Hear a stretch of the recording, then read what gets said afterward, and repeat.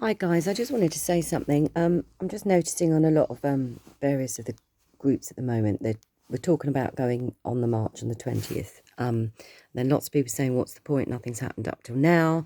A lot of other people are getting really cross. I also noticed in some of the stand in the park things, some people were a bit dismayed that some people were quite aggressive. Not in my group. And it just seems to me, I mean, last year I went to maybe 7 of the marches for Save the Children and the COVID, etc., etc. The thing about London is, one, it's highly policed. Two, you are completely cordoned off, pushed down the roads they want you to go down. And in actual fact, you're not really making much influence because there isn't much of the general public around. So you're just in one big crowd, preaching to yourself, being pushed, herded like sheep. And then at the end of it, they'll charge in and do a big arrest of somebody, and then sometimes the march is then distorted about what it was about in the first place. Like one of the Save the Children that I went to, right at the end they arrested Shambhala, I can't remember her name, that doctor lady. And so it all became about that, and actually so much was missed to the point that the whole point that we were there for the children. We did a stand in the park in my local town on Sunday, and it was really, really wonderful. There was 23 people there. I shared some of my ideas about things, and other people shared. And next week, I imagine it'd be better because I want to hear from other people the sort of things that we want to do. But what's so lovely about Stand in the Park? It's very local, so you haven't got far to go, number one. Number two, you actually meet like-minded people from where you live, which is an incredible backup if you've been isolated and you really are not experiencing that. Your family, you've fallen out with your family or some of your friends. So at least that's what I'm loving about it, is it's very localized, and then you have some backup. And as I said, there were 23 people at ours, and I don't think I even advertised it till about 4 days before. So it's really amazing, because we've got to remember lots of people are waking up. They really, really are. But maybe they don't know what to do, or they're scared of going on a march. And then when you see in the news that loads of people are arrested, who wants to get involved in that? You've also got to remember lots of people can't go to march because they've got dogs or they've got children, or, it's just not feasible. Whereas if you stick to your locality, one of the things I suggested to my group, I've seen other groups on the mask thing, going en masse into a supermarket, as a declaration of not wearing the mask. And on the one hand, I think it's quite a good idea. And on another hand, it seems to backfire because it makes lots of people angry and the staff get all shirty. So my idea was, even if there was only 10 of you, how about you choose a supermarket in your town and you go shopping, say, at 10 o'clock that day. But you all go as your individual selves. You just go and do your shopping, minding your own business. You're not connecting to the people that you know in there. Obviously, smile at people. But the point is, if suddenly there are 10 people in the shop when you go to the supermarket, instead of just maybe one or hardly any, people are going to start noticing that. That's what's going to instigate people to maybe start joining in. I think a lot of this is about fear. The 2 or 3 people that I've noticed who've got angry about other people not wearing masks, when you actually talk to them, they're angry at themselves because they haven't quite got the courage. And I think we've got to take that into account. It's quite big for a lot of people to stand up against this. If you've been cowtailed, and don't forget, you're drinking fluoride water, taking medicate, there's so many things that are acting on this, keeping the masses quiet and keeping us dumbed down. And also there's a huge amount to wake up to. I've woken up gradually over the years on various things. 9/11 for me was one of the biggest things. But that still didn't wake a lot of people up, as we well know. It's until you feel pain in your own life that maybe you then go, hang on a minute. And that really is coming. I mean, people are at the end of their tether. But I think we've got to be more gentle with people. And the point is, do we want to just get angry and shout and scream? And, I did all that, a lot of the protests, because I was so angry about the children and feeling unheard. But actually, it didn't really penetrate. So what was the point in that?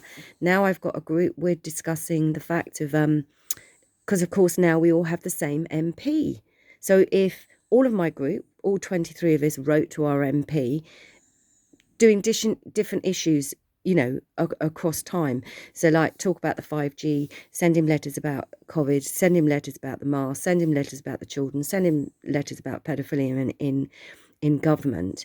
But this is what I'm saying. If you're doing it in a jointly way, you're having far more impact. He's really got to pay attention if suddenly 23 people from his constituency are all asking, where's the proof that the vaccine is safe? Where's the proof that they've even isolated the vaccine? Where's the proof that you can even catch a bloody virus?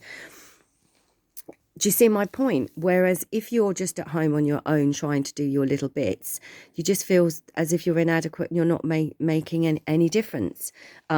And I still believe that we all are. I still believe in 100 Monkey, and I still think we have a huge effect. Even just going out, not wearing a mask, people see you. And I mean, I was amazed last week. I walked up my town, I'd parked down the bottom, and I must have walked about half a mile. And I only saw 2 people wearing masks outside. And I was amazed because only 2 months ago, 70% of them would have had masks on. So it's definitely changing. I think we've got to give ourselves a bit more credit and calm down a lot. And also, I think there's masses going on behind the scenes that we're really not aware of. There's some marvellous people in this country, normal human citizens of this country writing bills, doing petitions. All of this does have a knock-on effect. And I've noticed every time I have been in London, I'm telling you now, they're scared. The police are scared. The government are scared. They really don't know what to do because they know everyone is very unhappy. And I think, don't forget, the sad thing with a lot of the police is many of the decent, good police, and I'm not saying anybody's awful or whatever, but a lot of them have left because they don't like what's happening or they've taken early retirement.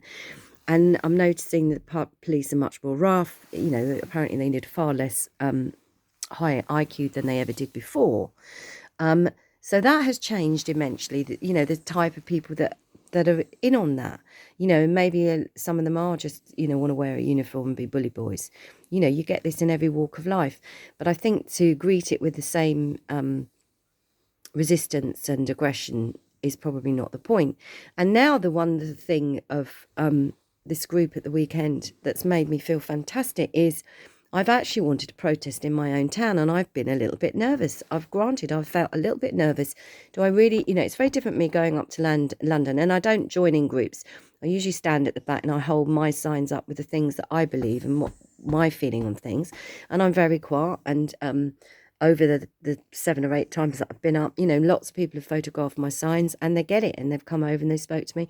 And I've met some really fantastic people and it's made a tiny little difference. But I would like to do that in my own town now. And now I have the courage and the feeling of kith and kin and kindred spirits, because I've met 22 other people on Sunday who agree on a lot of the same things. And so now if there's 5, 6, 10 of us and we stand outside our local town halls or stand at our police stations and hold our signs up, we don't have to be shouting or protesting or shutting streets or even just standing in the precinct, and allow other people to come up and question us and talk to us and see what we're about. I think that's how you make the momentum. And I wish I'd thought about this before, and I wish Stand in the Park had taken off bigger than it has till now, because actually the 20th of March, wouldn't it be marvellous? Because right, here's the thing. So my town, I think there's 110,000 people. So let's just call it 100,000 people. If 1% are in agreement with the things that I feel, you're talking about 1,000 people in my town. That's a lot of people, 1,000 people. Now just imagine in a few months that's grown to 10%. That's 10,000 people just in my little old town in the southeast of England, in Kent. That's a huge majority, and that's a huge amount of people to hear and to see. And I was thinking, wouldn't it be marvellous if masses of protests are going on across the nation, not just in massive cities. They've got you clocked as soon as you've got on the train. They know where you're going. They're cordoning you off. It's all master planned. Whereas suddenly, if even if 20 people in each town stand up and say something, and protest, it starts a movement and it gives other people the courage, and you meet other people.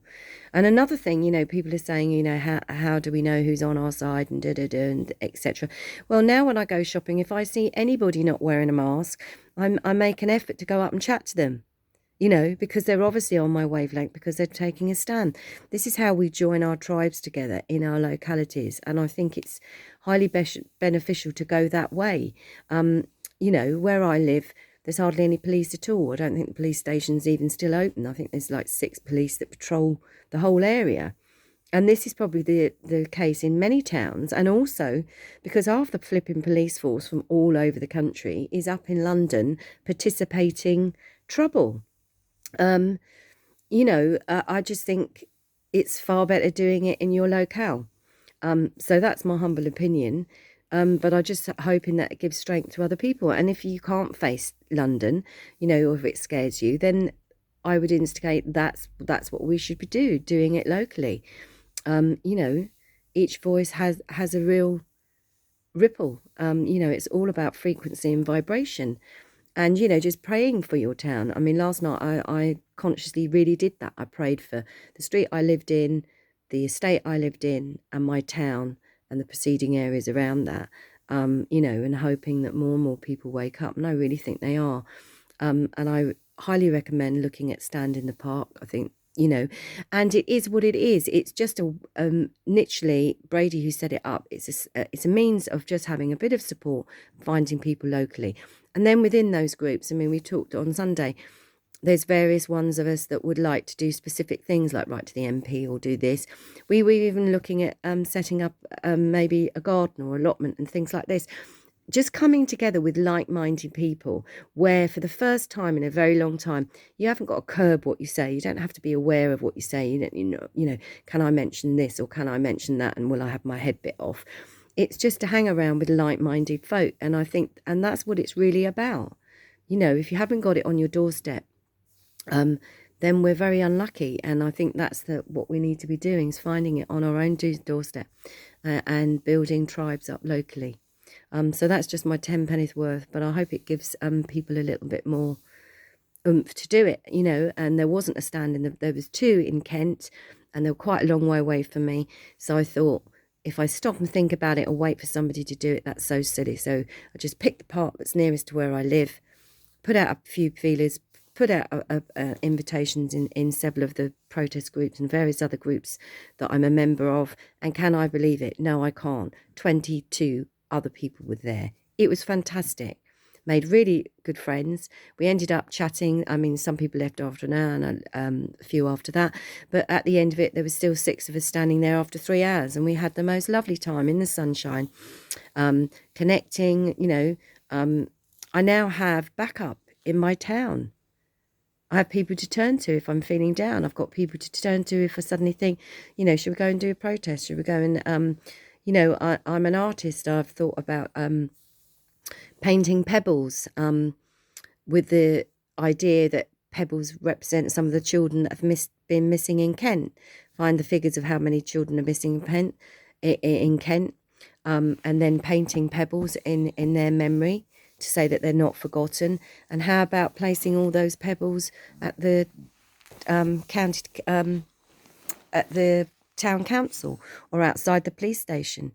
It's a quiet stand. It's saying we're not forgotten what's going on. There's very many means, and I just think to find out more of those and to really help oneself it's got to be about local.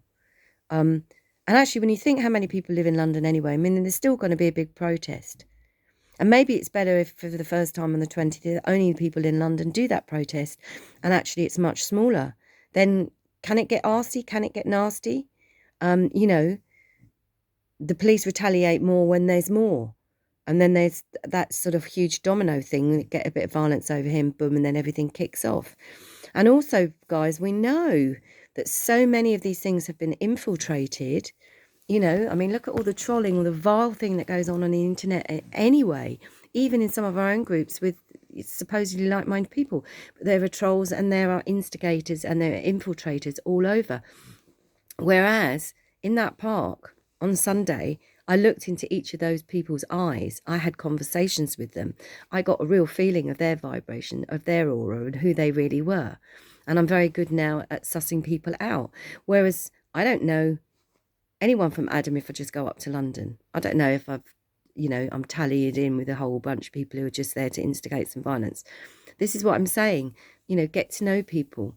I've forgotten that saying. What a handshake is really about in the old days when we were allowed to handshake. When you shook someone's hand, you looked them in the eye. And really what you're saying is show me who you truly are. And very quickly with people, you can tell. And if you're really not sure of people, one of the things that I do is I stand quietly and I just say, God, please allow this person to really, truly show me who they really are. Let me see who they really are. And literally within moments, seconds, minutes, people that I've had an idea about, I've suddenly realised that actually and I'm not judging anyone, but maybe they're an alcoholic or they have a big temper or actually they're a liar. And it's come to the fore very quickly for me to see their true essence. And I think it's really important. We've been living in a society where it's all about the exterior, makeup, clothes, trends, all of this. And we're all very judgmental. If you're not a size 10 and you're not 5'6" and high, we've got really into this set of judgment of people before we even know them. And I think it's really interesting. One of the things that happens a lot when people have a mental breakdown, they literally get naked and they stand in their naked truth and they speak their truth. And it's very eye-opening and enlightening. I had a breakdown. I have actually done that.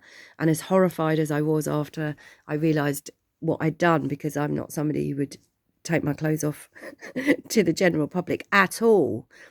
But it's really about, look, everything is gone. I'm taking all the clothes off. I'm taking off all these things that have attached to me that say I'm one thing. And I'm standing here in my naked truth, speaking a truth, trying to help, trying to awaken people.